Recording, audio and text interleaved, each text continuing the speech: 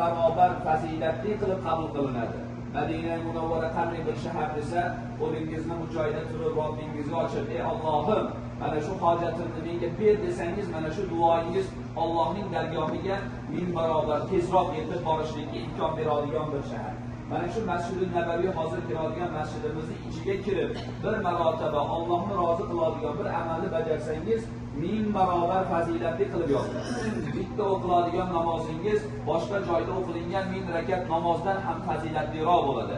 Bir marta subhanalloh, bir marta alhamdulillah, bir marta Allohu akbar, bir so'm sadaqatingiz Allohning huzurida 1000 barobar qilib ko'paytirib beriladi. Nima uchun desa, chunki Habibimiz bor, Habibimizning barakati bor. Rasulimiz bor, Rasulimizning barakati bor.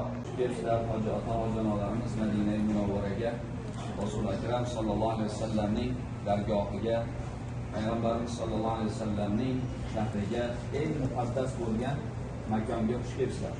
Alloh taolo mana shu ziyoratlarni o'z dargohida beriyo benuqson qabul aylagan bo'lsin. Inshaalloh hozir Masjid-i Nabaviyga kiramiz. Payg'ambarimiz sallallohu alayhi vasallamning oldilariga salom bergan kiramiz. Albatta yo'ldan kelgansizlar, charchagansizlar. Lekin mana shu charchoqni inshaalloh halovatini qiyomat kunida Alloh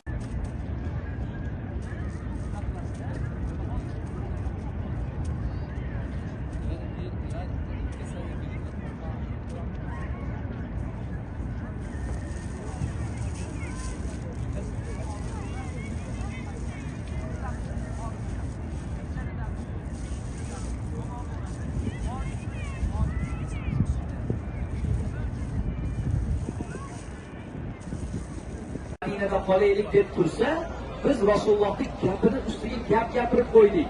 Rasulullohning fikrini ustiga fikr bildirib qo'ydik. Allohning g'azabidan qo'rqmaysizlarmi deb Usayd ibn Hudayr bilan Sa'd ibn Muoz sahobalarni to'plab olib so'kayotgan bo'lar ekan. Qanday jur'at qilishlik Rasulullohning gapini ustiga gap gapirgani.